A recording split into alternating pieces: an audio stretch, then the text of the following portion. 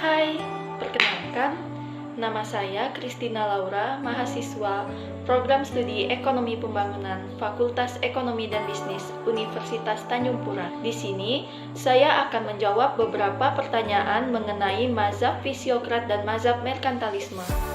Pertanyaan yang pertama yaitu, sebutkan dasar-dasar timbulnya pemikiran fisiokrat. Yang pertama, mazhab fisiokrat tumbuh sebagai kritik terhadap pemikiran ekonomi merkantilisme. Yang kedua, aliran fisiokrat merupakan korelasi antara aliran merkantilisme. Yang ketiga, kaum fisiokrat membangun teori berdasarkan konsep hukum alam. Yang keempat, berakhirnya aliran merkantilisme di Prancis. Pertanyaan yang ketiga, jelaskan apa pemikiran Turgot dalam mengembangkan pemikiran ekonomi mazhab fisiokrat. Turgot mempunyai dua sumbangan dalam ekonomi, yaitu teori uang sebagai tabir dan teori frekuensi. Teori uang sebagai tabir yang mempersulit pengamatan fenomena ekonomi.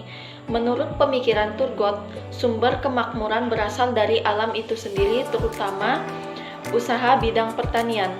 Turgot memberikan dorongan agar usaha pertanian dapat ditingkatkan lagi. Ia juga mengatakan bahwa individualisme adalah hakim terbaik dari keuntungan sendiri, dan tingginya harga tidak akan ada artinya bagi kesejahteraan kaum buruh. Pertanyaan yang keempat yaitu, jelaskan pembagian masyarakat perekonomian menurut Wisney dalam tabel ekonomi. Dari tabel ekonominya, Wisney membagi masyarakat perekonomian menjadi 3 kelas. Yang pertama, produktif kelas, yaitu masyarakat yang berproduksi di bidang pertanian. Yang kedua, steril kelas, yaitu kaum non-produktif seperti saudagar, para profesional, para buruh, dan tenaga penerima gaji. Yang ketiga, property class, yaitu kaum tuan tanah.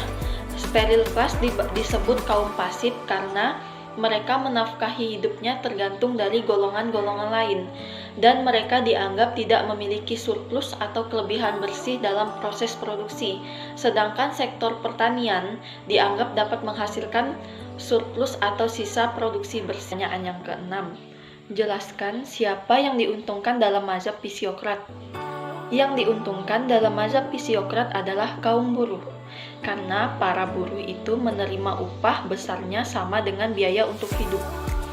Maka upah mereka akan naik juga sesuai dengan harga barang itu, karena jika harga barang itu naik, upah mereka pun naik. Menurut mereka, tingginya tingkat harga tidak ada artinya bagi kesejahteraan kaum buruh. Pertanyaan yang ketujuh yaitu, sebutkan beberapa konsep-konsep ekonomi yang dilahirkan dari pemikiran-pemikiran mazhab fisiokrat. Yang pertama, konsep sistem perekonomian suatu negara seperti kehidupan biologis tubuh manusia.